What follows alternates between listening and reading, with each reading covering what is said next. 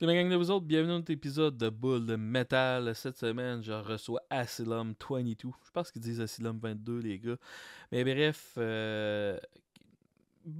un épisode que j'ai vraiment beaucoup aimé parce que les gars sont dans la scène depuis les années 90. Ils étaient dans un band underground légendaire qui s'appelait Agony. Je pense qu'il existe encore, mais bref.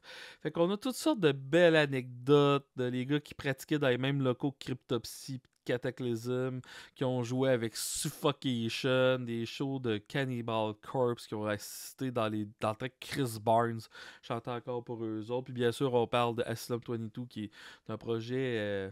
J'aime ça, moi, un band. T'sais, oui, c'est du death metal, mais t'as des influences black and thrash. J'aime ça, les bands, tu sais, que c'est tough de dire le style. Ça prouve que les gars ont voulu incorporer beaucoup de choses, puis tout. On parle de l'importance d'avoir des albums, de leur processus, du fait que le chanteur vient et habite au Costa Rica. Vous allez voir, un très très bon épisode.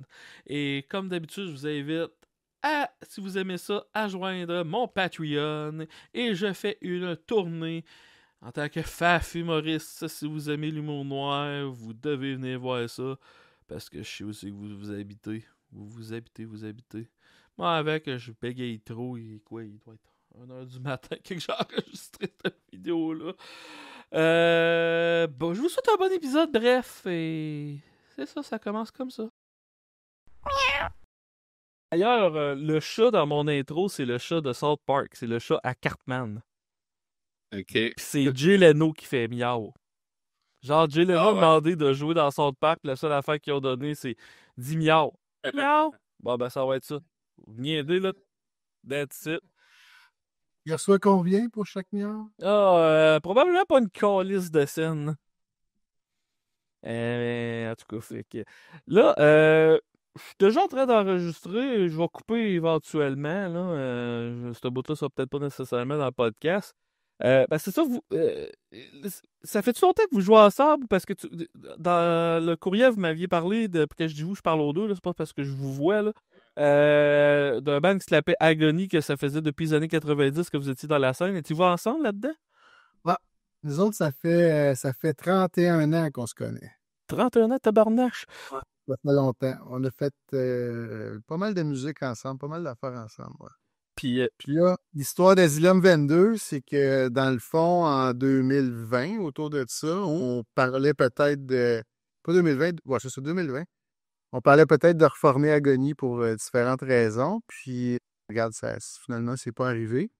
Puis nous autres, il y a 2 ans, on s'est dit, ben écoute, on a du matériel, on a encore quelque chose à dire. Puis la cinquantaine arrivait, fait qu'on s'est payé le trip d'un nouveau projet. Puis c'est Asylum 22 qui est né comme ça. Puis, question de même, Asylum 22, parce que je trouve ça drôle, le métal aujourd'hui, parce que dans le temps, c'était facile de catégoriser un groupe. Là. Au début, c'était du death, là, après ça, ça a été du melody death.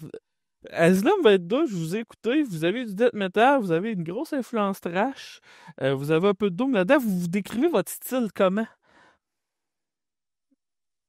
Un melting. Ah. Justement, un melting pot de qu'est-ce qu'on est, dans le fond, justement. Tu sais, on est des gars que on a grandi ado, c'était le trash metal là, qui était l'affaire, tu sais, quand on a moi, en tout cas, quand j'ai découvert le métal. Mais le temps de vouloir jouer de la musique, de devenir assez bon pour faire des tunes puis tout, ben là, c'était rendu le death metal, tu sais, fait qu'on est vraiment entré dans cette vague-là que le trash était comme un peu dépassé par cette violence, brutalité et Ben, death et tout était plus intense, fait que c'était pour des gars de 20 ans, c'était comme let's go, là, c'est ça qu'on veut faire.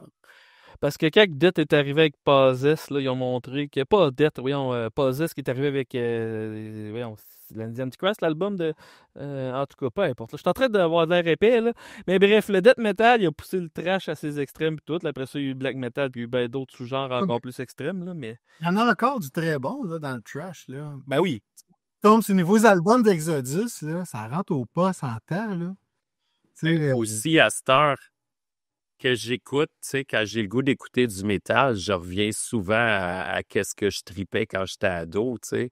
Fait que sûrement que ça paraît justement, tu sais, on a un petit retour aux sources, mais en même temps, il y a toute l'histoire de qu'est-ce qu'on a écouté depuis ce temps-là. Ouais, puis aussi, tu sais, c'est comme là, présentement, il y a une mode de. Je sais pas comment traduire ça en français, mais du black and trash, là, tu sais, du trash vraiment inspiré du black metal, puis tout.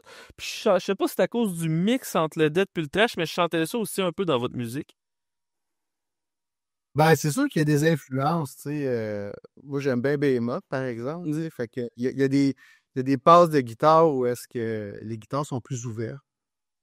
Tu sais, les cordes sont plus avides, puis il y a plus, ça respire un peu plus. Tu sais, on est plus dans l'univers du black, où est-ce que qu'il y a des places où c'est plus serré. Tu sais, All Remain and Suffering, c'est plus serré un peu comme riff. Fait que on se promène entre les deux, là. Tu sais, je pense pas on s'est pas dit, on fait un album de tel type. On s'est dit, on fait la musique qui nous parle, Puis simplement. c'est ça qui est. On le sent vraiment.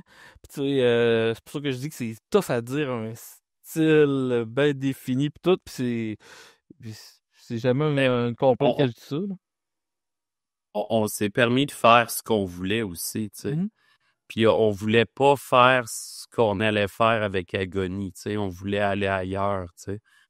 Il y a notre chum Steph, notre chanteur-guitariste avec Agony, on préparait des affaires, là, pour X raisons, on n'a pas pu le faire.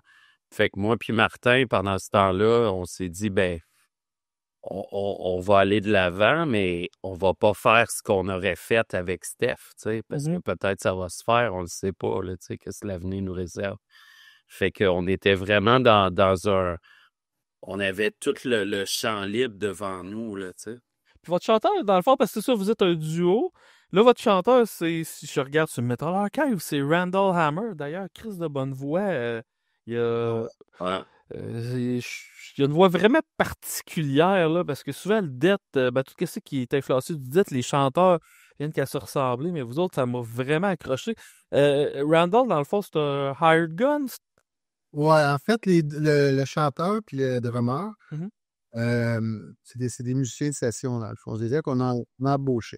Moi, ce que je trouve intéressant, en tout cas dans le projet dans lequel on s'est lancé, comme on était un duo, nous autres, on s'est lancé là-dedans, puis tu sais, on n'avait pas de band, on avait des riffs, puis bon, on voulait commencer à assembler ça. Fait qu'on a bâti des maquettes. Puis à un moment donné, il est arrivé à un stade où est-ce que ça prenait quelqu'un qui chantait, là, tu sais. Fait que on a utilisé Fiverr, c'est une plateforme pour la partie, ce qu'on appelle le gig economy, là, des gens qui font des job-ins, si tu veux. Il y a toutes sortes d'affaires là-dessus. Là. Tu vas retrouver du monde qui font du graphisme, des animations. J'ai abusé de Fiverr.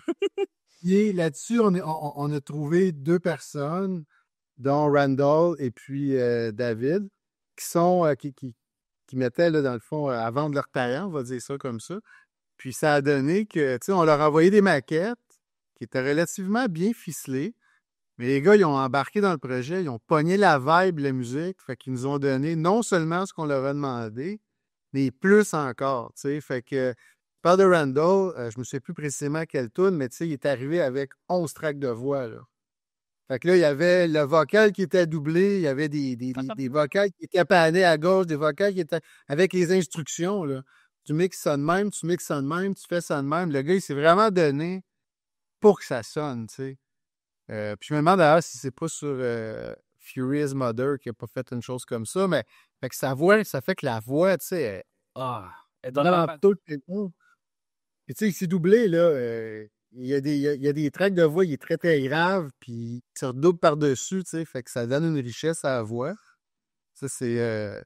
mais Randall, il, franchement, au niveau musical, là, il a une oreille extraordinaire. Puis David, la même affaire, le drummer, on lui a envoyé les maquettes, puis on était là, ben écoute, tu sais, comme, essaye de respecter un peu la fibre de ce qu'on veut vous montrer, mais tu sais, tu as le champ libre. Puis écoute, il nous a donné des affaires, là, encore, All Remain is Suffering, là, le drum là-dessus, il était écœurant, là. Si t'écoutes, c'est pas juste un blast, tac, tac, tac, tac, là. Tu l'entends, là, il se promène partout. Il n'a jamais fait dans la facilité, pas une seconde. Fait que c'est sûr qu'à ce moment-là, tu sais, ça fait ressortir une certaine richesse, là, au niveau de ces musiciens-là. Fait que nous autres, on était bien contents de notre expérience. Ouais. On a été vraiment chanceux. Les gars, ils ont pimpé nos tunes solides, là. Puis, Chris, parce que c'est intéressant, parce qu'il vient Randall Hammer, il vient du Costa Rica, Simonac, fait que ça fait un album assez international malgré tout. Randall est du Costa Rica, puis David est de l'Équateur. Oh, tabarnache, ok. Les gars, ils se sont jamais entendus. Parce que quand j'ai envoyé les maquettes, je leur ai envoyé en même temps. Fait qu'eux, ils n'ont pas vu, mettons, le produit de un, puis ben, ils l'ont su parce que Ouais. on leur a partagé, là, mais au moment de la production, tu sais, ils ne savaient pas nécessairement ce que l'autre faisait. Fait que c'est une aventure le fun là, pour nous autres. Ouais. Parce que vous l'avez. Puis on a un... Ah, vas-y. Ouais, pardon. Ah non, vas-y, aucun problème. Ben, c'est une des affaires qu'on est contente, c'est qu'en bout de ligne, ça sonne vraiment comme du monde qui joue ensemble, là, tu sais. Oui. C'est bluffant. Mais aujourd'hui, c'est quand même assez facile de faire un album chacun chez eux sans jamais vraiment se rencontrer puis que ça sonne organique, que ça sonne pas ultra Ben, je sais pas. mais il y a beaucoup de processing. Je ne veux pas te prendre en porte-à-faux sur ton commentaire, là, mais il y a beaucoup de processing qui se fait dans la production. Là. Tu sais, comme tu dis, tout le monde travaille avec leur ordinateur, dans le fond, les VST puis tout ça. Puis, tu sais, nous autres, une chose qu'on a voulu peut-être un petit peu s'éloigner, justement, c'est de ça. Tu sais, le drum, on ne l'a pas processé ou très peu, qu'on a essayé de garder, tu sais, les micros d'ambiance, justement, pour avoir l'impression que c'est un vrai drummer qui joue, tu sais. Sinon, pourquoi payer un drummer puis remplacer son snare par un trigger, tu comprends? Fait que c'est ça, c'est des choix qu'on a faits, là. Parce que tu sais, je sais qu'il y a beaucoup de monde qui marche avec Cubase, ou c'est qu'il y a un éditeur de rythmique, là, de drum là-dedans, puis là, tu places plein de petits losanges partout. Vous auriez pu faire ça, mais vous avez décidé d'y aller. Maquettes.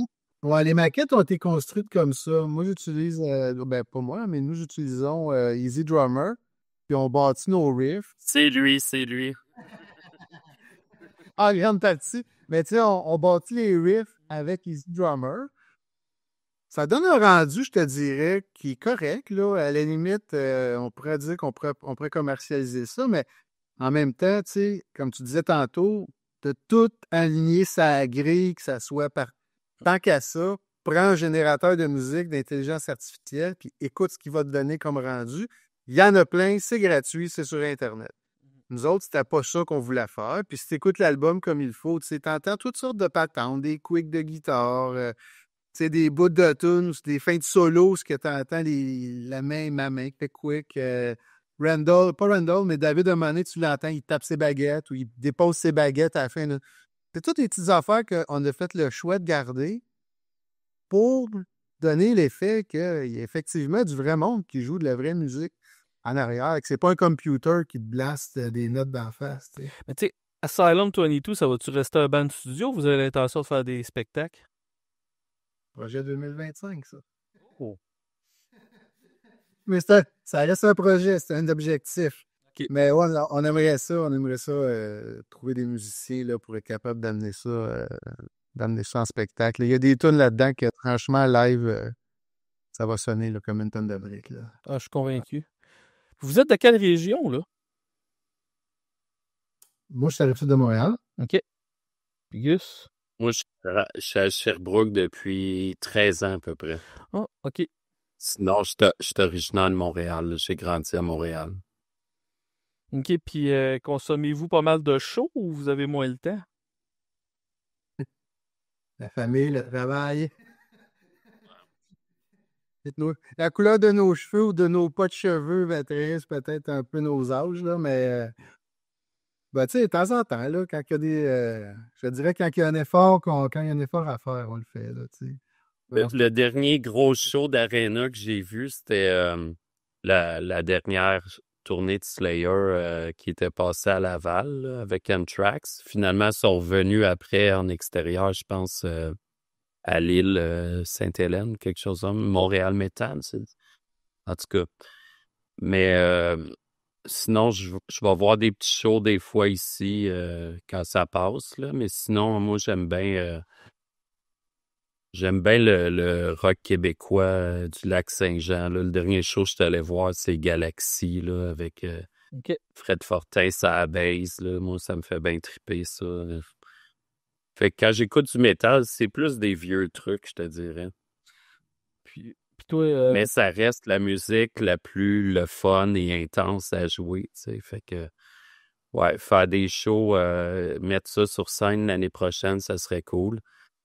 Sinon, pour revenir, on est un band de studio, on est assez prolifique parce que on se rebound 3 fois par semaine, les deux. Fait que, tu sais, on a déjà une maquette d'un deuxième album. ah, c'est honnête, quand même. Quand même. Ouais. Mais c'est le fun parce que tu sais, vous en faites depuis les années 90, fait que j'imagine que plus que t'en fais, plus que tu as de la facilité à en faire aussi. Effectivement. Bon.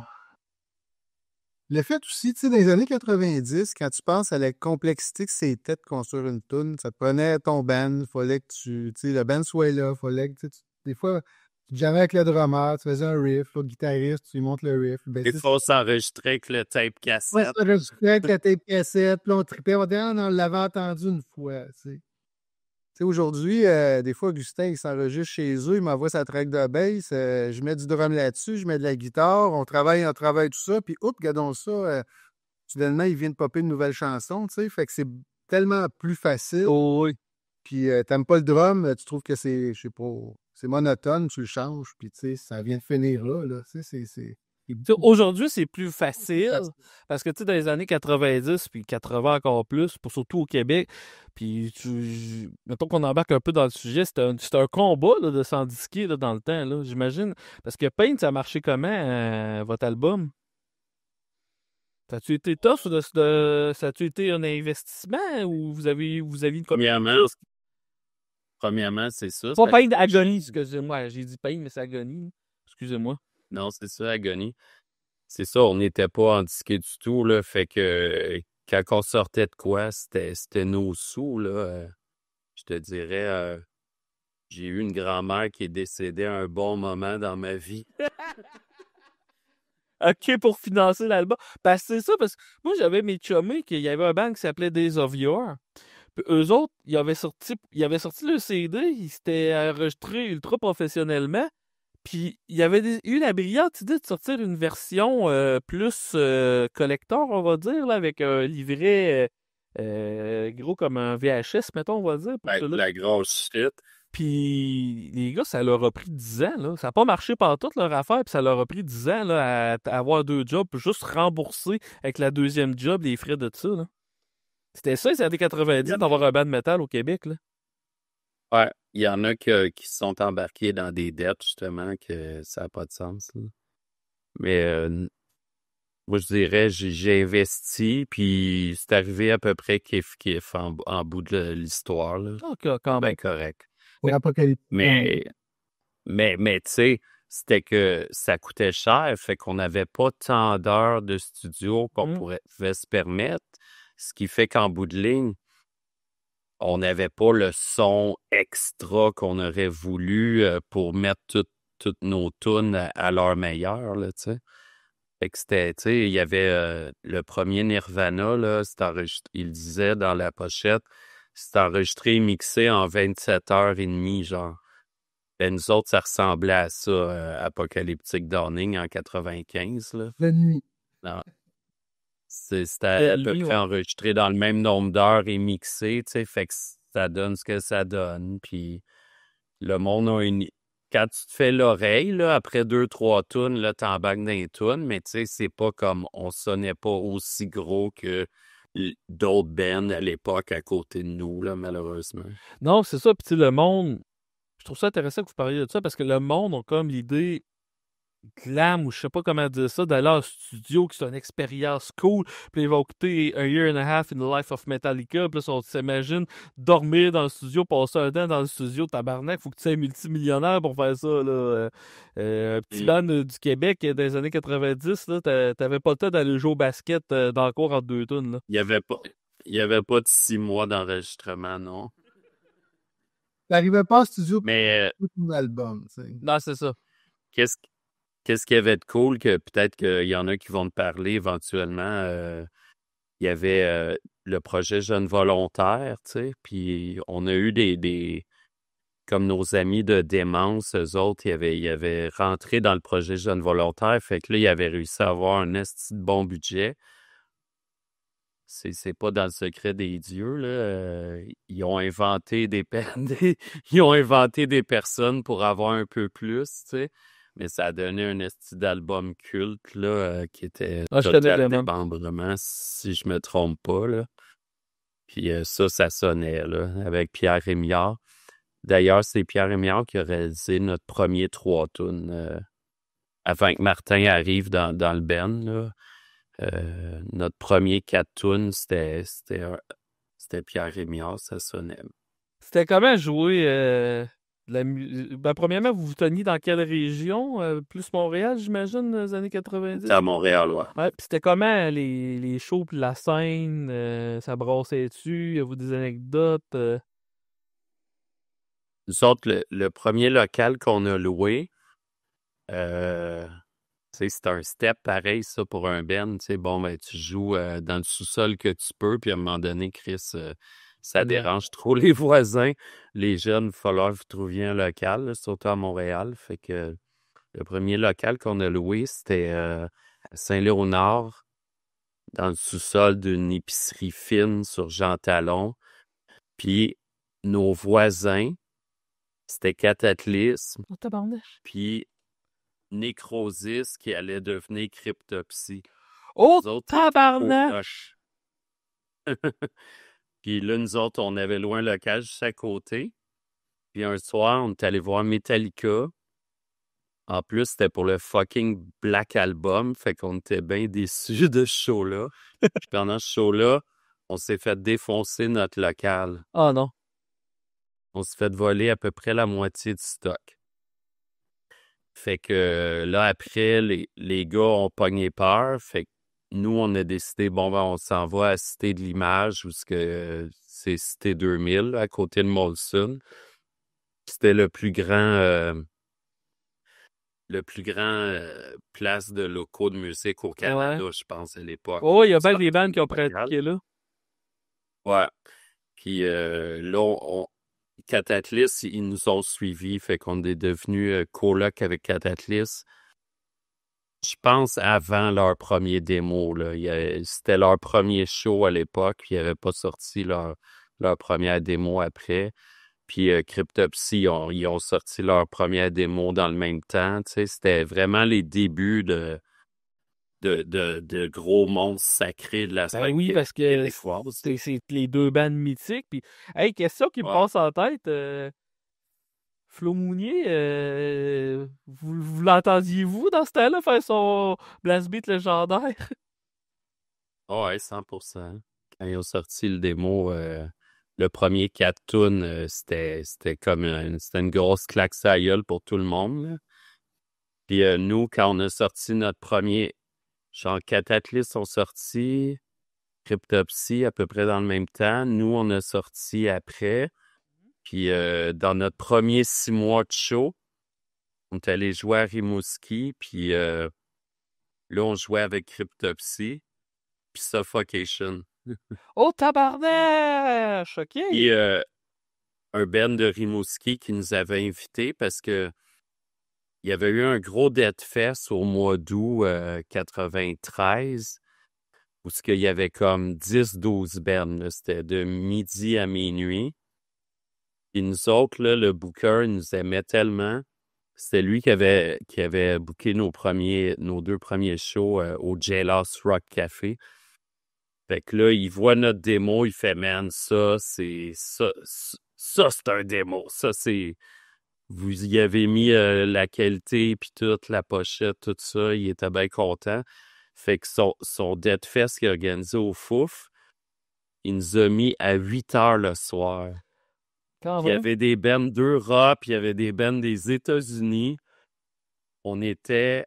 Tu connais-tu Massacre qui avait fait... tu connais le titre de l'album dans ce temps-là? Tabarnache. Massacre, c'était sur les tueurs en série. C'était comme une pochette à la Sgt. Pepper. Ah, c'est Macabre que tu parles.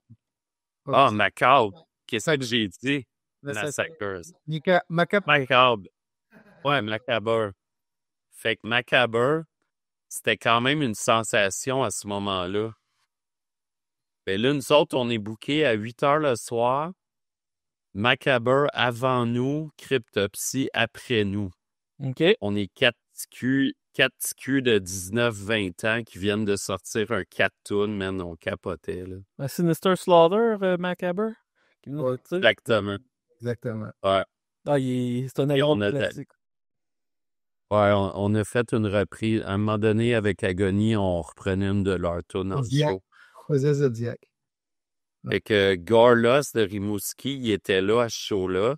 Puis on fait comme, hey, vous êtes cool. On vous invite à ouvrir à Rimouski. Crypto puis Sufo s'en viennent. Ça va être Gorlos, puis vous allez ouvrir. Fait que on était aux anges là pour. C'était-tu Lord Worms? C'est la première fois qu'on sortait de Montréal, hein? C'était-tu Lord Worms ou Cryptopsy dans ce temps-là? Ouais, c'est là que je m'en vais parce que j'ai entendu parler de Lord Worms dans un autre de tes épisodes. Puis là, je voulais te dire comme anecdote, l'après-midi, on a vu Lord Worms laver ses verres dans le lavabo pour le soir. Puis notre chanteur Stéphane, il a fait comme il s'intéressait à l'affaire, fait qu'il en a goûté un live là. Wesh!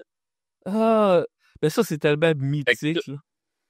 Tout ce gros détour-là, c'était pour arriver à l'anecdote de Lord Worms qui lavait ses verres dans le lavabo.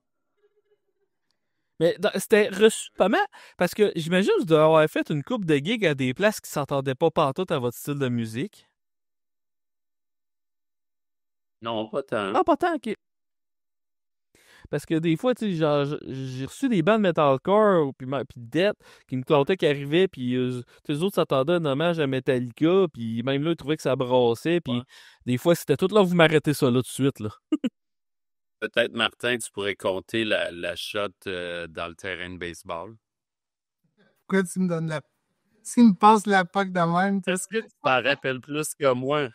T'as vu des affaires que j'ai pas vues, tu sais? Ben écoute, une fois, c'était quoi? Je fais-tu Saint-Ligory, ça, le festival de Saint-Ligory? Que je veux pas insulter personne en mentionnant le nom, tu comprends ça. Fait qu'on était invités, on était invités dans un festival de musique. OK. Écoute, asti qu'on a roulé. Je sais pas bien plus combien de temps. On s'était dit, genre, c'était à 2 heures de char. 5 heures après, on était encore dans le char. On n'était pas rendu. Maudit que c'était loin. Ça, je me souviens d'être ça. Rendu là-bas. Ouais, vas-y, qu'est-ce que tu faisais? Ah non, excuse. Rendu là-bas, pas de soundcheck, rien. On arrive là-bas, man. Terrain de baseball. C'est une plateforme, une flotte de trucks, là.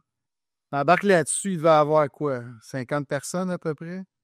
Quelque chose de même. Mais là, t'es un terrain de baseball, il y a 50 personnes, c'est vide, là. Il n'y a pas un jeu.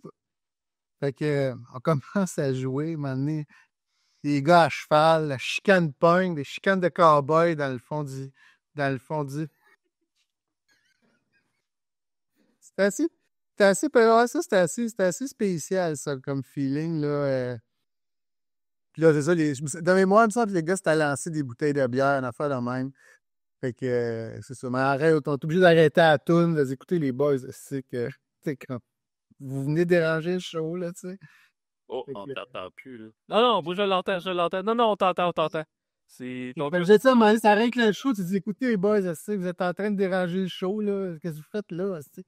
À cheval, dans un show de death metal, à te lancer des bouteilles. Ah, là, c'est Ben, ouais, ça, c'était assez spécial, ça. Puis c'était... Je sais plus, on était revenu ce soir-là ou le lendemain. Mais ça, je me suis qu'on avait fait de la route. On connaissait pas ça, tu sais, quand tu commences, après ça, 20 ans, tu connais pas la géographie du Québec. T'invites d'un show, tu dis oui. Bah, puis... Tu pars. Ah ouais, let's go, on y va. Il est midi, tout le monde s'en nettoie, tu passes. Il est rendu 6 heures, t'es pas encore arrivé, tu sais pas où est-ce que tu t'en vas. Tu sais. J'ai déjà un band de musique, moi, puis on avait fait une... Ah, il est de retour, notre ami qui était parti. Là, c'est ça, on avait fait un show à Sac-le-Titre-de-Beauce, le village où tu sais que je viens.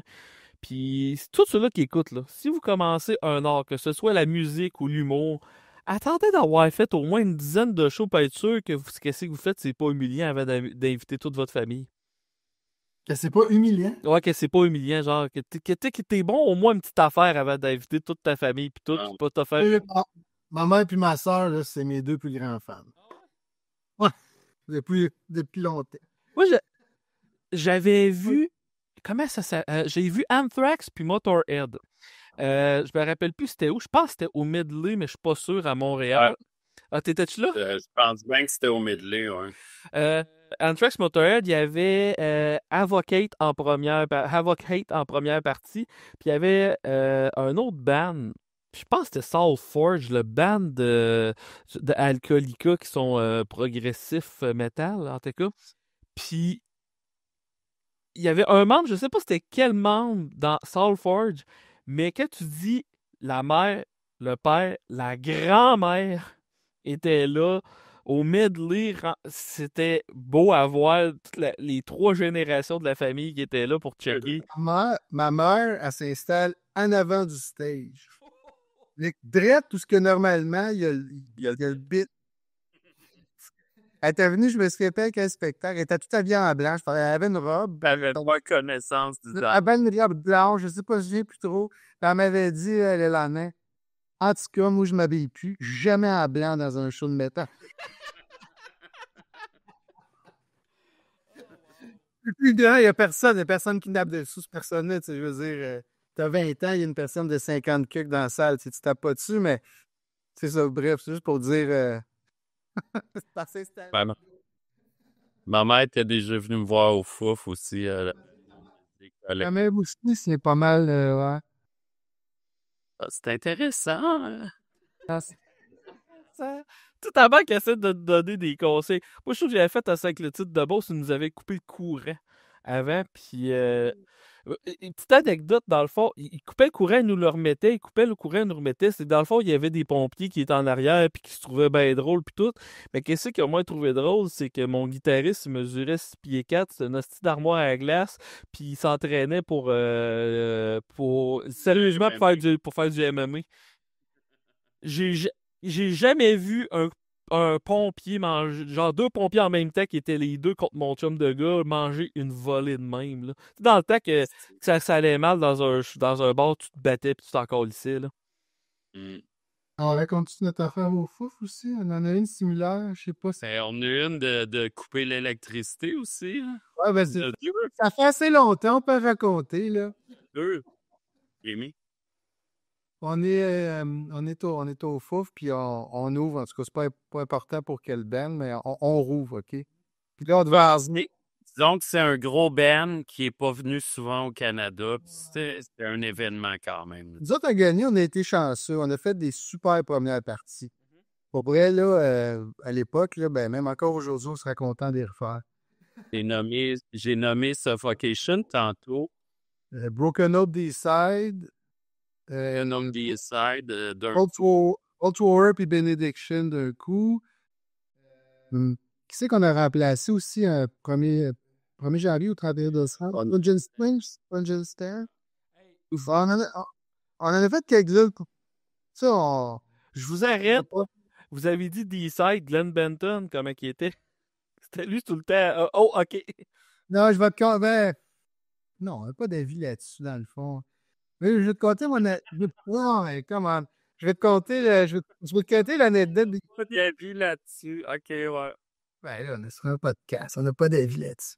Eh oui, c'est vrai. C'est le maître des ténèbres. On peut pas avoir d'avis là-dessus. Avec sa croix. Ah, boy. Fait qu'on était au fouf. OK, on l'a nommé. On rouvre pour Ultra War puis Benediction. On est supposé d'avoir de mémoire, là, 30 minutes. Puis à 20 minutes. Benediction ne sont pas sur l'affiche.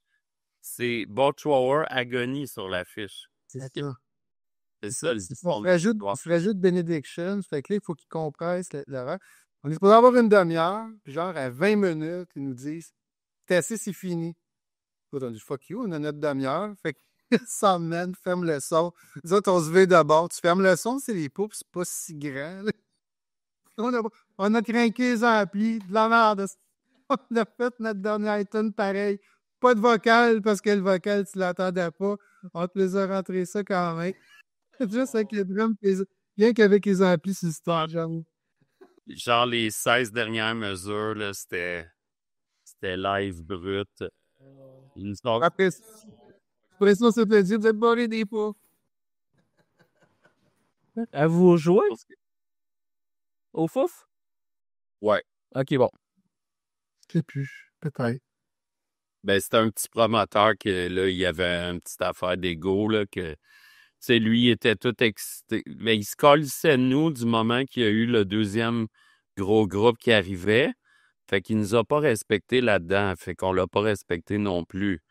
Fait que là, il était un peu froissé. Il nous a dit ça, mais ça valait ce que ça valait, là. Ok. Puis, hey, mettons qu'on le nommera pas, mais c'est un monsieur avec une croix inversée dans le front, ok? J'avais mes amis qui étaient full hype, qui faisaient une de leurs premières entrevues à vie, puis là, ils étaient tous « Hey, tu le connais, t'es-tu game? Tu viens nous chapeauter pour l'entrevue, puis tout. » C'est pas une bonne idée, les boys, de commencer avec lui. Il faut que tu saches dans quoi tu t'enlignes. Puis il a fait exactement... Il aurait pas pu faire mieux, genre. Il a apparu parce que c'était à distance. C'était-tu Skype? Je pense que c'était Skype. Il a apparu dans Skype. Il a juste checké les gars. Un des gars qui avait un chandail de Hoppet. Je pense qu'il a vu le chandail de Hoppet. Il a fait. Ouais, puis il a juste fait. Puis il a refermé. Il a dit un mot qui commence par F, puis finit par Agathe. Puis il a fermé ça, puis ça a été bon, ben c'était ça votre entrevue, les boys. Mais qu'est-ce qui était merveilleux, c'est qu'il était live sur Twitch. Tout était là pour une catastrophe. Mais ce gars-là, il a cette réputation-là. C'est un peu comme Glenn Danzig ou une couple d'autres. Oups, j'ai name droppé, excusez-moi. Mais c'est. Ball Thrower, par exemple, même, on dit ça, vous avez joué avec des bandes mythiques, ça doit être un crise de feeling pareil. Là. Surtout que vous comptiez que vous étiez fan de cette musique-là. Là. Ouais. Puis c'était quoi vos albums mythiques, vous autres, que vous étiez jeunes ou même encore aujourd'hui? Oh. Moi, ce Mais qui m'a moi, ouvert au death metal, c'était Death, puis Obituary beaucoup. Slowly Rerot, j'imagine. C'était plus Cause of Death. Ok. Et après, j'ai découvert Slowly Rerot, ouais. Ok. Mais moi, j'ai vu Sepultura, Beneath the Remain avec Obituary, Cause of Death au fouf. Saint-Cyboire de tabarnak, ça devait... J'avais 15-16 ans, là. Sepultura, quand il était trash, ça devait être un tabarnak de show. Là. Il y avait de l'énergie là. Puis, Chris, je suis rentré là à 15-16 ans, alors qu'à 30 ans, je me faisais écarter parce que là, il était plus tête, là, tu sais. Hey, moi, la première fois que j'ai joué au foot, j'avais même pas l'âge de jouer là, puis ma soeur non plus. Puis ma mère me chicanait parce que je me tenais dans un débit de boisson, puis de l'autre côté, elle faisait des fausses cartes à ma soeur qui a plus voulu me voir jouer. Wow! J'ai une soeur qui est plus jeune que moi. Mais c'était plus facile à notre époque parce qu'il n'y avait pas de photos, ces cartes d'assurance maladie, tu sais. C'est que tu pouvais pogner une carte. Je sais que je pensais à ma soeur, fait qu'elle se pimpe un peu, puis elle passait. Là, Ben, c'était n'importe quoi dans le temps. Je me rappelle, en bourse, on avait des bars qui cartaient 16. Hein? Ah, mais ça. Tu sais, je sais pas si c'était des enfants, là, mais Mais le bon vieux temps. Que je pense que j'ai l'adolescence de mes filles, tu sais, puis aujourd'hui, c'est compliqué. Il y a des caméras partout, tout est checké, les jeunes, ils n'ont pas de place, ils n'ont plus d'espace, tu sais, c'est normal là, qu'il y ait des réactions, tu sais, on parle souvent de la jeunesse, là. Ils ont des drôles de réactions, mais en même temps, nous autres, dans le temps, on avait de l'espace. On avait cette place-là dans la société de dire, ben, tu sais, je m'étais fait faire des fausses cartes, j'en entrais d'un bar, puis tu sais, personne n'en parlait, puis bon, c'était chill. Tu sais, aujourd'hui, ben, comme Augustin disait, ils ont des photos, ils ont des ci, ils ont des ça. Le contrôle est super tough. Là. Je pense que c'est sain entre l'âge enfant puis adulte, de pouvoir lâcher son fou, tu sais. Puis c'est comme, c'est naturel, tu sais. Puis là, ils ont comme plus de marge, là. Ça fait que c'est sûr que ça a des effets, là. Ben, encore là, le métal, ça permettait ça, de lâcher son fou, justement. C'est ça, c'est là que je voulais en venir, excusez. Non, puis c'est que dans le temps, quand il y avait un show, qu'est-ce qui était. Tu sais, surtout, mettons, parce que tu parles de Suffocation qui va en fucking Rimouski, puis des trucs de même, tu sais, Metallica, que tout le monde. On dirait que toutes les villes du Québec se vantent que Metallica ont déjà été là. Comme Rouen-Noranda, je pense qu'il y a tout cas, je sais qui dit Ah, Metallica, j'ai déjà venu en Abitibi. Pas sûr. Mais bref, dans ce temps-là, il y avait un show, tu y allais parce que faire de quoi. T'avais pas Internet. Fait que tu voulais faire de quoi, tu sortais. Aujourd'hui, à cette heure, tu gardes ton. On en parlait justement l'autre fois. Excuse-moi de te couper. On en parlait l'autre fois, justement. Qu'est-ce que tu faisais?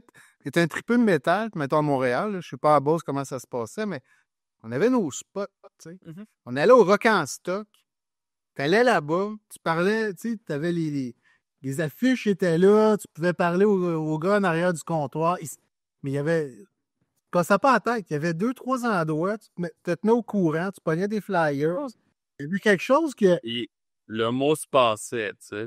les fans faisaient que il y avait une. Tu sais, il y avait comme. Il y avait une vibe qui faisait que Aujourd'hui, c'est sûr qu'avec les réseaux sociaux, tu as Facebook, tu as ci, tu as ça, mais ça reste quand même plus individuel, je pense. Peut-être que je me trompe, mais je pense que c'est plus individuel que nous autres dans le temps. C'est plus dur de faire déplacer le monde, de faire sortir le monde de chez eux, là. Ben, aujourd'hui, en plus, t'as tellement de divertissement chez toi, numéro 1. Numéro 2, l'inflation a fait sans tabarnache. Ouais. Puis c'est qu'aussi, quand t'es un groupe de musique, aujourd'hui, t'es en compétition contre le monde. Fait que c'est cool, ta musique est out there, t'as mis sur Internet, t'as mis sur Bandcamp, t'as mis sur Spotify. Bandcamp pour te faire un peu d'argent, Spotify pour te faire aucun argent. Mais au moins ta musique est out there, puis tu sais, c'est quand on. Moi, si tu fais des chansons de Noël, là, Mariah Carey, ça doit être payant une fois par année. Là. Hey, mais je pense. C'est à toutes les années, je pense que ça fait une couple d'années que proche 50% de l'argent qui est donné sur Spotify, c'est Taylor Swift. Je me disais, Taylor Swift, Billie Eilish. Elle s'est rendue gros son affaire à elle. Là. Oh oui, mais même. Elle a fait son premier album dans la chambre de son frère. Elle a 53 millions, je pense, d'auditeurs par mois. L'affaire de même, c'est elle la plus grosse artiste actuellement sur Spotify.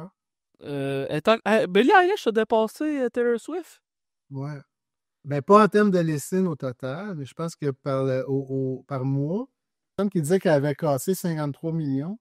C'est beaucoup de monde. Hein? Mais je pense que la prochaine personne qui me dit Hey, écoute, Billie Eilish, c'est du pop, mais c'est différent. Là. Je pense que la prochaine personne qui me dit ça, je m'imagine dans les sacrés coups de batte de baseball par la tête. Est-ce que je suis plus capable d'entendre ça? Là? Ok, oui, là, elle est différente un peu, mais tabarnache. Populaire pareil. Mais je suis curieux, médiatiquement parlant, jusqu'à quel point avez-vous une certaine couverture avec Agony? Puis je vais arriver puis je vais vous poser la même question pour Asylum 22 après. Tu sais, on est parti de zéro avec Asylum, disons, avec Agony. Avant qu'on remette nos tunes en 2020, on a fait comme un recap, là. On a tout remis nos affaires par nous-mêmes. Mais il y en avait plein de monde qui avait mis nos albums déjà sur YouTube, tu sais. Fait que on en a qui ont de 20 000 views à peu près là, sur YouTube de notre album qu'on a fait en 95, moi puis Martin avec Agony. Apocalyptique. Puis Apocalyptique Darling. Puis je vais finir ça, mais j'ai une petite parenthèse sur ça. Mais à part ça, tu sais, on avait comme 500 personnes qui nous suivaient, là, tu sais, comme un vieux band du Québec, le monde se souvient. Mais là, on part à zéro, tu sais. Fait qu'on se sert un peu d'Agony, dire, bon, ben, les deux gars de Agony, ils partent un nouveau projet, tu sais. On s'est servi de ça un peu pour starter, là. Mais sinon... ouais, c'est ça. On a eu une petite affaire en 2020. Avant, en 2019. C'est ça qui a starté notre retour. Parce que notre album Apocalyptic Dawning, notre pochette, il y a le groupe Blood Incantation qui a pris le même visuel d'un artiste de science-fiction des années 70, tu sais. Puis nous, on n'avait pas les droits d'auteur.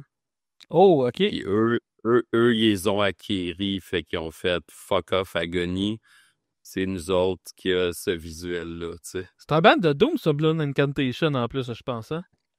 Non, Ben, je connais... Je pense son death metal progressif, technique. Ah, OK, c'est bon, je me trompe. Viennent de, Je me trompe avec Blood Ceremony, excusez-moi. ouais, ils viennent de faire le buzz parce qu'ils font des albums concept que genre une tune qui dure tout un côté d'album, là, tu sais. Fait que ça a fait comme... Il y a du monde qui nous ont écrit, puis ils ont fait comme « Hey, là, tu sais, Blood Incantation, nanana, ils prennent votre pochette, tu sais. » Nous autres, ça a fait comme...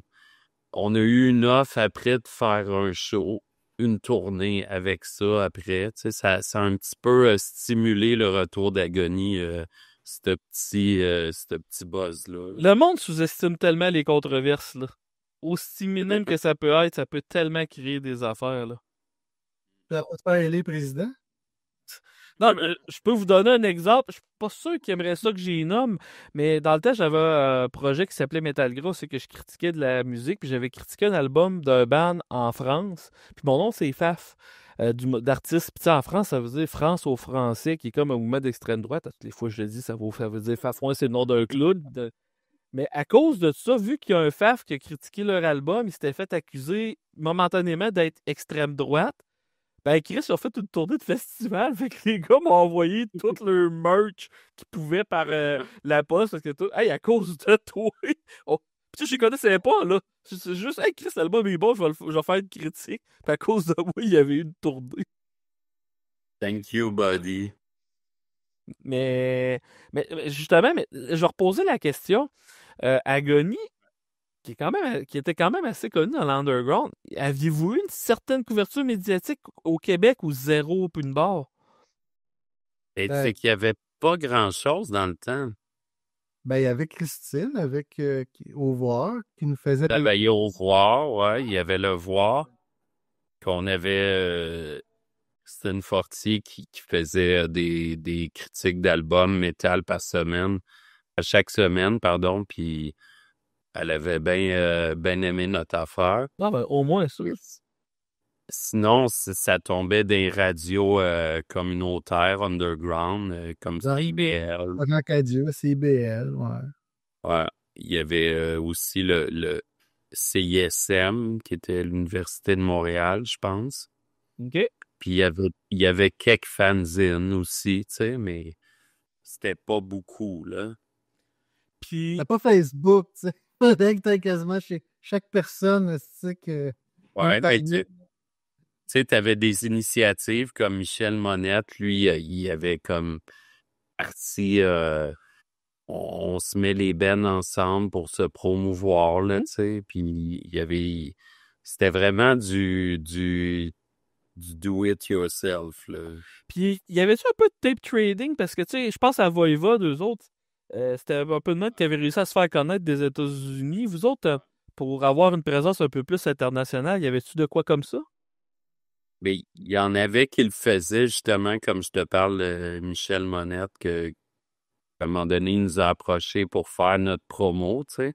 Mais moi, j'ai pas vécu ça vraiment, là, tu sais. Je pense que c'était quelque chose d'antérieur à nous, puis que ça se continuait, mais j'avais pas vu ça passer, là, tu sais. Avez-vous joué à Puis, l'international? non, pas en tout. OK. Jamais sorti du Québec. Mais je vais te dire une affaire, c'est que on était des gars de 20 ans qui tripaient, mais qui pensaient pas tant business, tu sais. OK. Tu sais, quand on On- fait. Ouais, vas-y. Ben, comparé à d'autres qu'on a vus à côté de nous Ben, qui l'ont plus catché puis qui l'ont appliqué, ça leur a réussi, là, tu sais.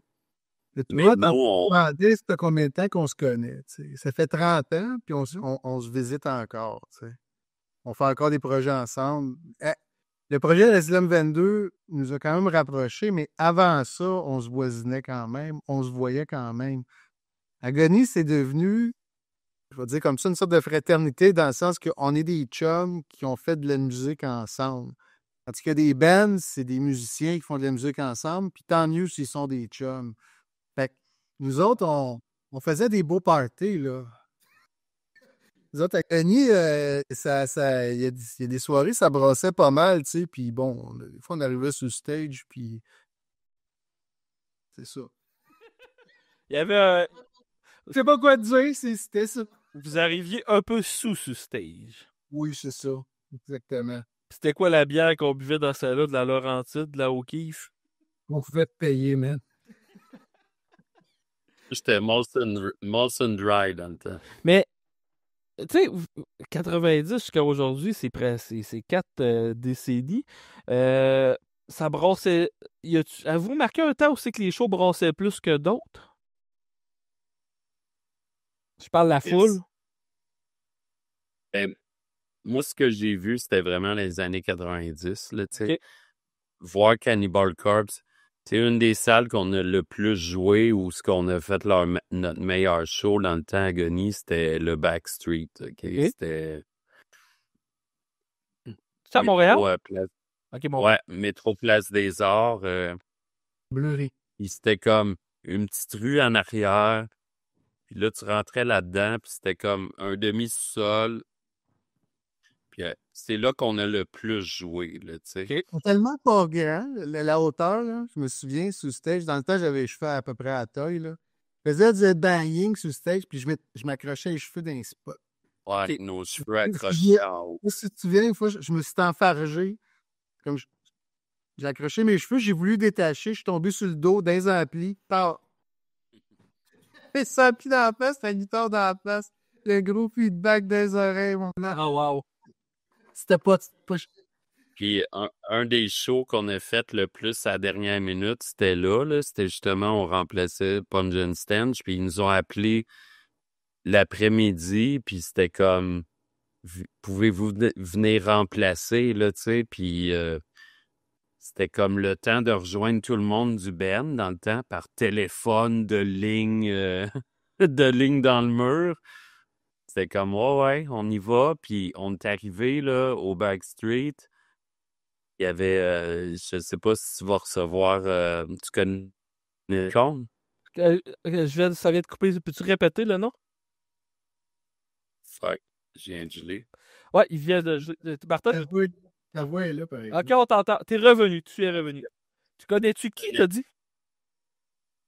Tu connais-tu Necronomicon? Ouais, de nom, mais je pense pas de l'avoir écouté, par exemple. En tout cas, il y avait le chanteur, lead guitariste de Necronomicon, il s'appelle Robin, puis lui, il était chum avec le gars qui organisait le show, tu sais, fait que on arrive au Backstreet, puis là, il y a Robin dans l'entrée qui fait comme « Allez-y, c'est à vous! » On arrive avec notre stock, puis on s'en va direct sur la scène. Au mois de décembre, la guitare est encore gelée. Branche ça, spot, 1, 2, 3, go, on est parti. Qu'est-ce que tu vous détuné? Non, t'as toujours tuné, nous autres, hein? Puis sinon, au Backstreet, j'ai vu, tu sais, Cannibal Corpse, là, à leur belle époque, là, des premiers albums, là, c'était fou raide, là. C'était-tu Chris Barnes? Ouais. Oh, ciboire, ok. Là, tu sais, tu l'as à 10-20 pieds de toi, là, tu sais, c'est comme une petite salle, là. Il chante puis il te crèche d'en face, là. Parce que le stage était pas bien haut, tu sais, fait que...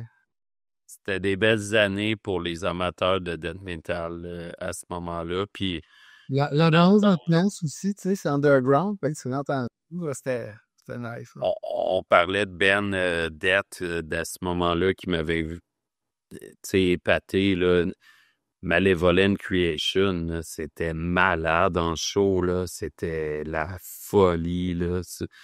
Moi, c'est dans les bands qui m'ont le plus impressionné. Je me souviens, je les ai vus plusieurs fois, mais il y a une fois au Fouf, là, c'était comme tabarnak, c'est intense, là. C'est Fear Factory, au fond, que j'ai trouvé. Ouais. Oh! Pour leur album des Manufactures, c'était écœurant, là. Ouais. Leur gros album mythique, là. Bon, il y en a qui vont dire obsolète, là, mais tabarnache. Alors, tu sais, que ça prend tant, avec le keyboard, là. Ouais. Ouf, là, t'es speaker dans la face. Là.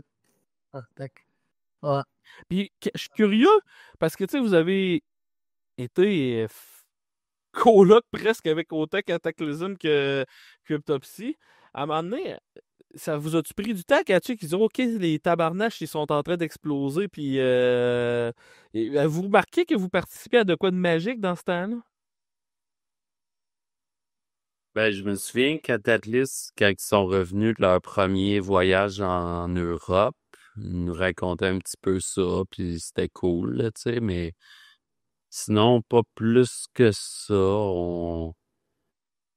Tu sais, chacun fait ses petites affaires pareilles, là, tu sais, on se côtoie, là, mais c'était sûr que, oui, ils vivaient quelque chose de gros, puis on était comme emballés pour eux, là, ça, c'est sûr, là. Puis, vous autres souvenirs des années 90-2000?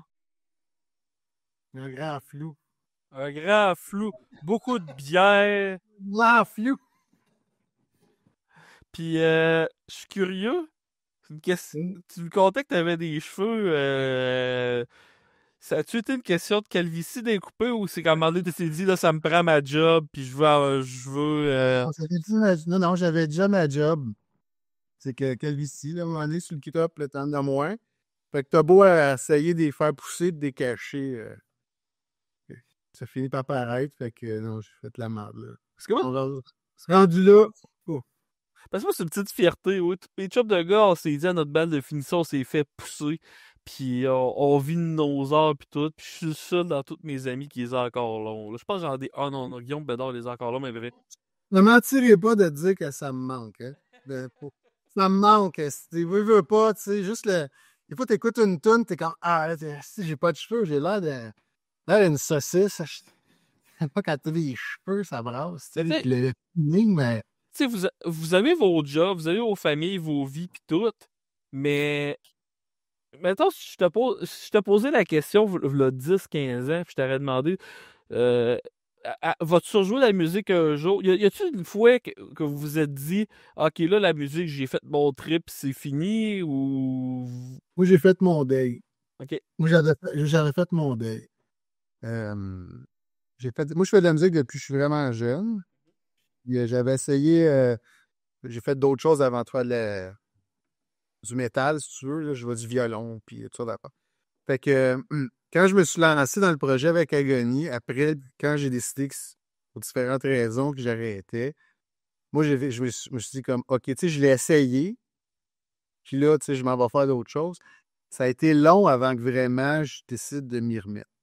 Puis un soir, j'étais tout ça tranquille chez nous écoutant la TV, puis j'ai reçu un téléphone de mon chum Augustin. Oh. Puis là, c'est drôle parce que c'est comme tout a rebalancé, tu sais. Là, j'ai repris ma guitare, j'ai recommencé à jouer. Puis, mon Dieu, ça fait longtemps de ça. C'était pour quel événement, ça, tu m'as appelé? C'était-tu pour le 25 ans? Ça devait être pour le 25e, ouais. Peut-être pour le 25e en 2007. Quelque chose avant. Je n'avais pas vraiment rejoué, là. Moi, je m'étais concentré. Ça faisait comme 10 ans qu'on n'avait pas joué ensemble. Ouais, c'est ça. Ben, tu sais, j'ai eu mes enfants, j'ai eu ma vie, mes affaires. Fait que j'étais vraiment concentré, famille, puis tout ça. Mes enfants étaient quand même pas mal plus jeunes. Là, il est arrivé ça, tu sais, puis c'était comme moi, ça a été comme un cadeau dans ma vie au niveau personnel, dans le sens que là, j'ai raccroché à cette fibre-là que j'avais comme fermée, tu sais. Le deuil était fait, là. Moi, la musique, ça a été, c'est ça. C'était dans mes souvenirs, puis ça s'arrêtait là. Puis après ça, il y a eu l'épisode de 2007, puis après ça, il y a eu l'histoire des 25 ans d'Apocalypse Oui. Byzantine. Là, ouais, c'est ça. Là, les 25 ans, ça devait être la tournée. Il y a eu la pandémie, puis ci, puis ça. Fait que, évidemment, la Ça tournée a fait pas- juste un show au lieu d'une tournée, là, tu sais. Ça, on peut t'en parler, mais l'histoire, c'est qu'à partir de là, pour moi, je me suis dit, OK, on arrive à 50 ans, là, on va se payer une ride. Asylum 22, c'est ça, dans le fond. c'est un peu l'aboutissement de ce processus-là. C'est, ben, écoute, on n'est pas fini, là. On a encore des affaires à dire. On est encore capable de jouer de la musique. On se paye la traite, tu sais, puis on se paye une règle, là. Puis je trouve ça curieux. Vous me dites, il y a encore des affaires à dire. C'est vous autres j'ai pas parlé de paroles partout depuis le début. Mais tu sais, vous faites affaire avec un chanteur, mais ça doit être vous autres qui écrivez les lyrics. Ouais. C'est presque toutes nous autres qui les a fait. Mais Randall était tellement bon que pour Furious Mother puis Mental Perspective, on lui a dit, écoute, laisse-toi aller. File la musique, mets des paroles dessus comme tu le sens. Puis le résultat est franchement... ça valait la peine qu'on prenne ce geste-là. Faut qu'il fasse confiance, ouais. Ouais. Tu sais, Asylum, l'angle qu'on a pris, puis je pense qu'on va garder, en tout cas, c'est dans les discussions qu'on a ces jours-ci, c'est un peu la maladie mentale ou la détresse psychologique. Tu sais. Pas nécessairement individuellement, mais d'un point de vue global. Tu regardes le monde, comment il tourne aujourd'hui, comment le monde tourne, comment les gens se sentent, tu regardes la quantité de pilules que le monde prend. On peut pas se On dire... trouvait que c'était une bonne une thématique qui avait du jus, là, tu sais, que... Et pour reprendre ce que M. Bougon disait, chaque comportement est une maladie. Fait que, fait que ça, on n'a pas fini d'explorer nécessairement le thème. Puis ben, ça donne ça donne quelque chose d'intéressant, je pense. Ça. Puis, dans le processus, comment je pourrais vous dire ça? Parce que, tu sais, ça fait combien? 35 ans de carrière en tout? 30 ans, 35 ans? À peu près, hein? Avec des petites périodes d'interruption. Non, je sais, mais quand même. Puis, tu sais, Agony, ils ont sorti un single en 2020, je pense. Puis là, vous arrivez avec Asylum. T'as pas l'air d'accord? Non, le dernier single qu'ils ont sorti... C'est sûr que ça ouais. Ben, il il avait été en 2002, mais oui, il a peut-être été réédité en 2020, c'est pour ça que... OK. Ouais. OK. Bon, ben, Mais ça avait été enregistré à peu près 20 ans avant. mais je sais pas comment orienter ma question, mais c'est que je me dis, c'est quoi le message qu'on pourrait dire aux jeunes qui veulent se lancer dans le death metal aujourd'hui, surtout au Québec? Y a-t-il des conseils que vous pourriez lui dire? Ou... Oh. Fais pas ça pour l'argent, fais ça parce que t'aimes ça. Toujours pas cheat l'histoire-là. T'as besoin d'être passionné, puis si tu veux que ça aille vers quelque chose de rentable, t'as besoin d'être sérieux et discipliné, tu sais. Ben, c'est pas à côté business, là, si tu veux que ça soit rentable. Moi, si, mettons, aujourd'hui, je parlais à mon moi-même à l'âge de 19 ans, Mm-hmm. ça serait probablement ça. C'est à la base de tout ça, si tu veux en faire ton gagne-pain, nonobstant ce que tu veux faire dans la vie, si tu veux t'assurer de mettre du pain et du beurre sur la table, il faut que tu penses à faire.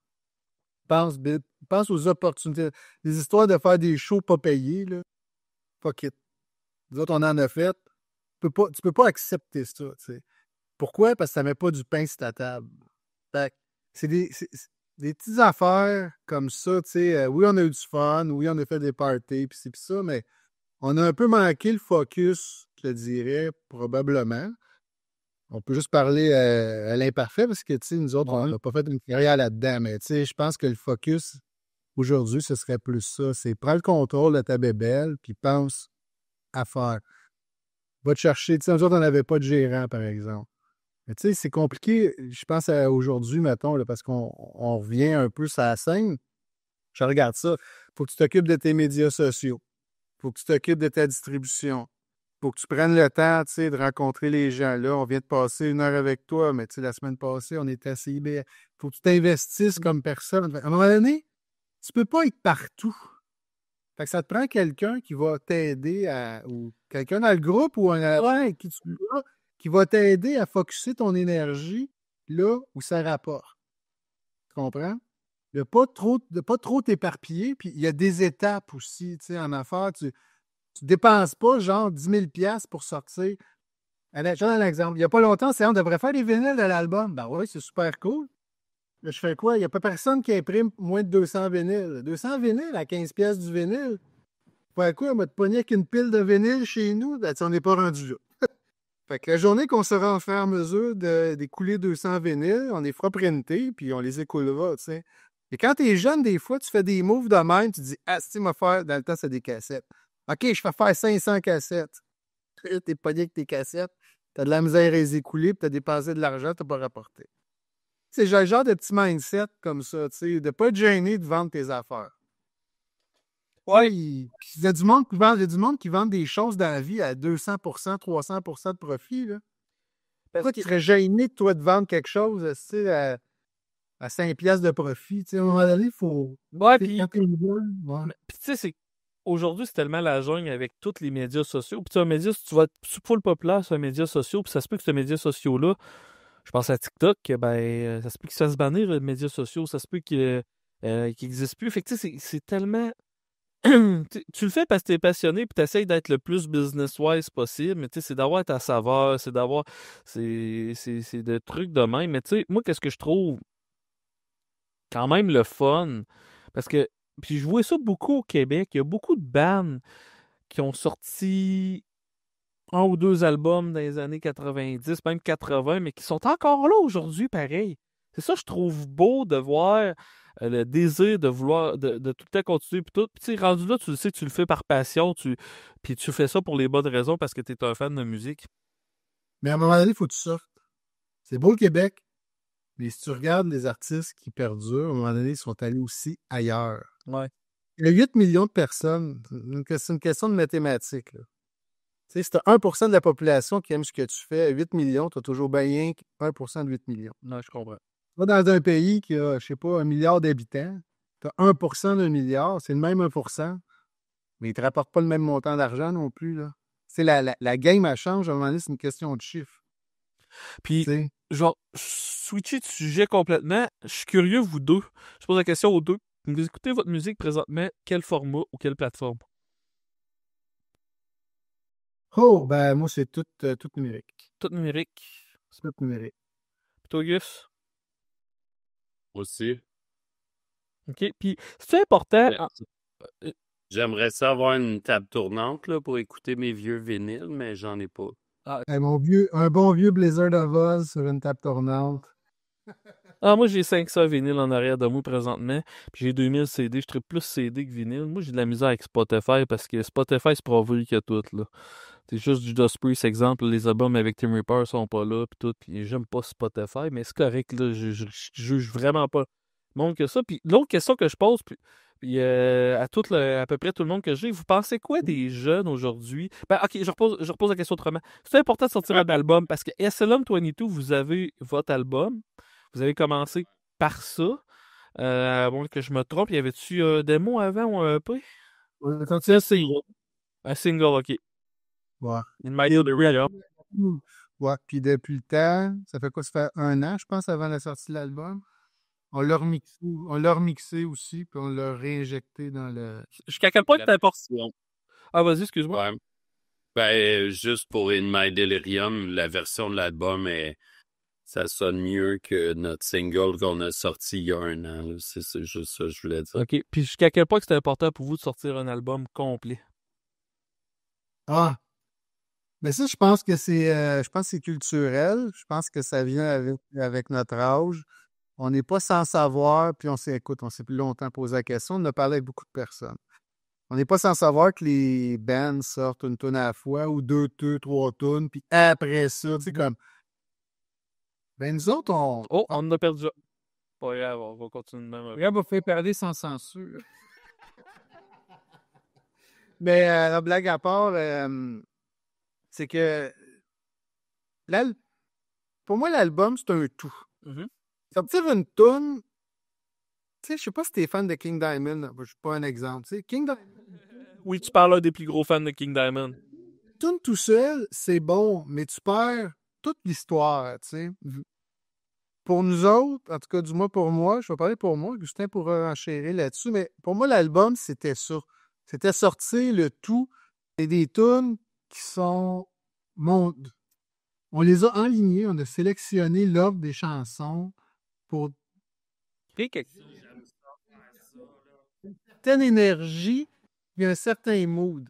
Tu sais, c'est pas linéaire, les tunes sont pas toutes linéaires, il y en a des plus fortes, il y en a des moins fortes. Il y a 2 pièces qui sont comme des interludes musicales, qui sont placées à des places spécifiques, on va dire stratégiques, parce qu'on se dit, ben là, tu vois, ça, c'est la transition. Les tunes sont plus élevées. On met ce tune-là, on transitionne, on s'en va dans quelque chose d'un petit peu plus technique.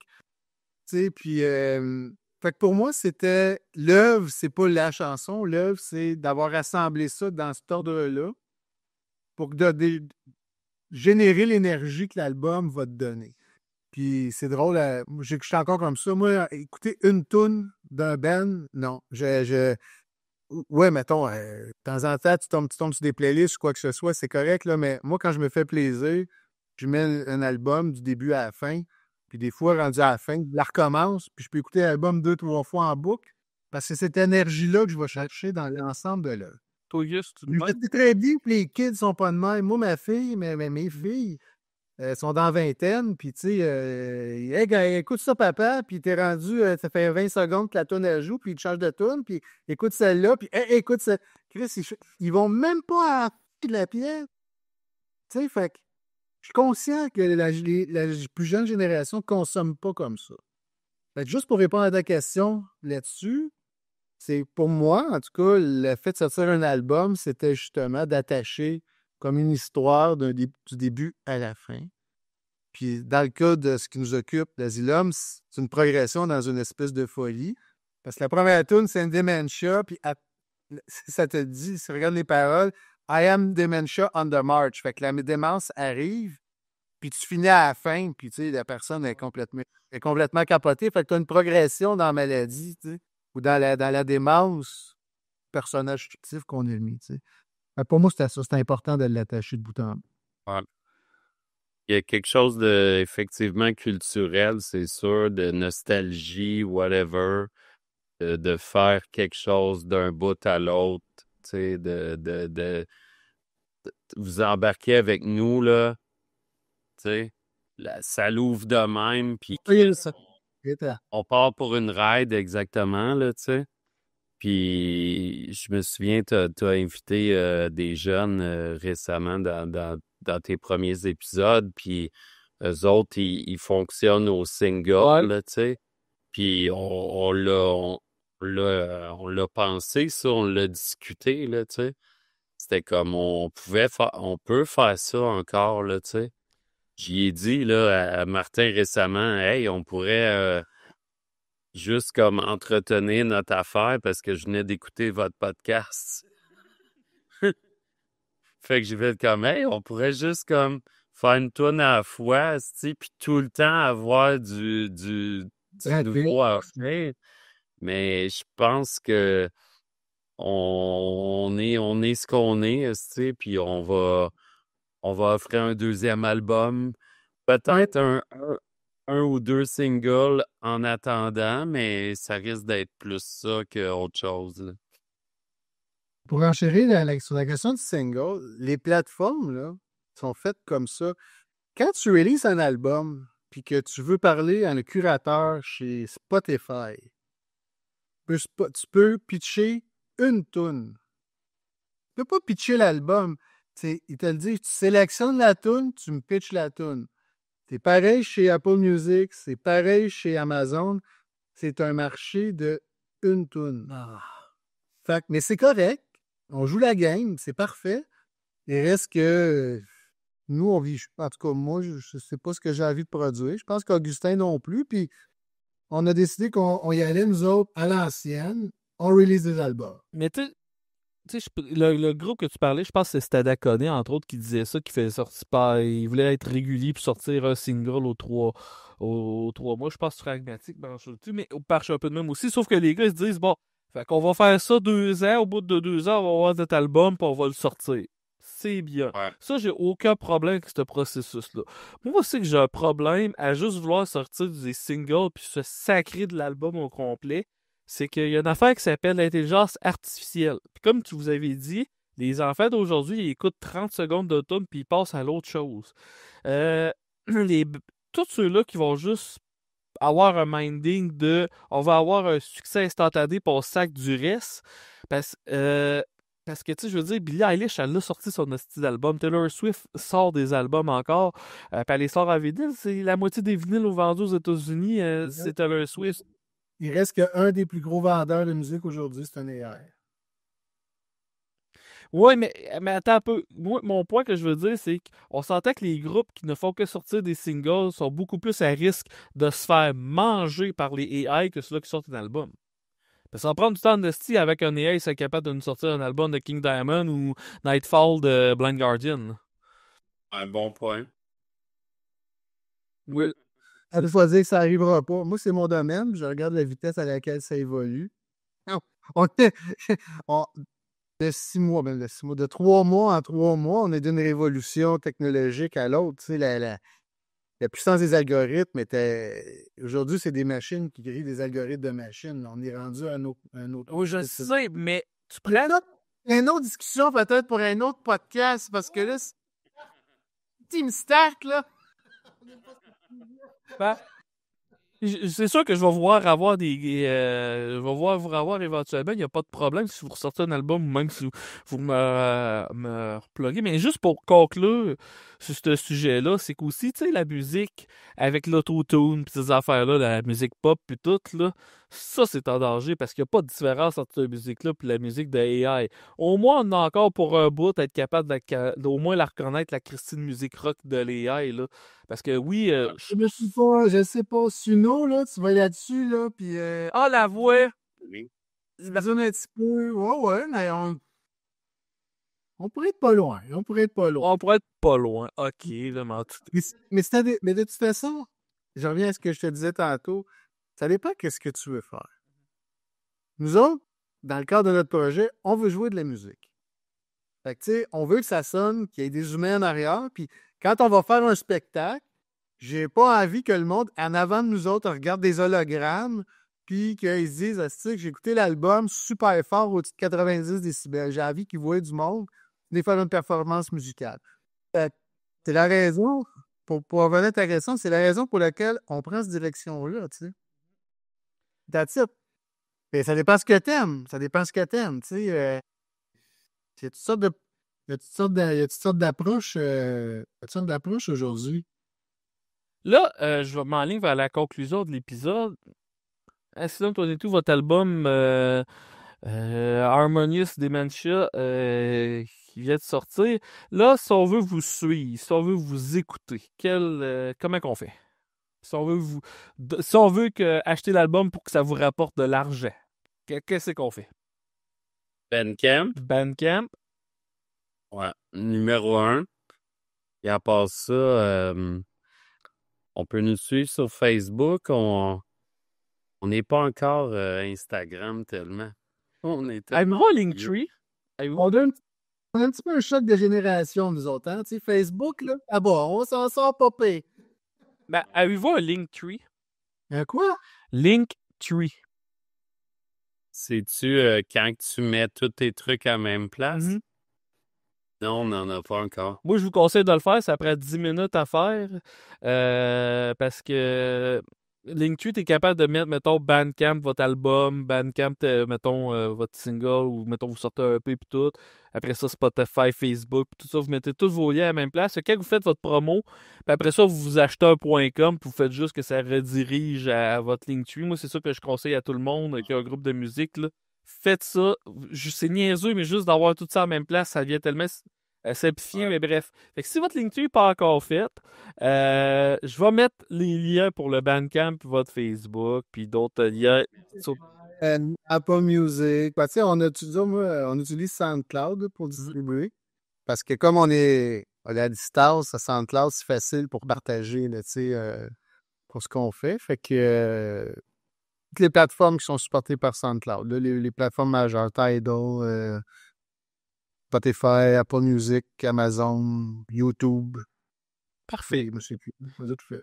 Fait que Accident Tornito, merci beaucoup d'avoir été là. Je trouvais ça, c'est vraiment intéressant. Puis vous avez une histoire passionnante d'avoir commencé dans les mêmes locales de jam, vos histoires d'avoir joué avec fucking Suffocation, puis tout, là. Puis votre album que vous venez de sortir, que, comme je vous le dis, moi, quand j'écoute un album, puis je suis pas capable de mettre le style, là, ça fait Ah, les gars ont été créatifs, j'aime ça. Puis, ben, c'est même un. Merci, man. Fait que. Merci de nous avoir retenus. Puis pour ceux qui écoutent l'épisode, gardez, c'est sûr et certain, si vous ressortez d'autres affaires, vous commencez à faire des shows, repopez-moi. Puis pour ceux-là qui écoutent l'épisode, ben ça se termine maintenant.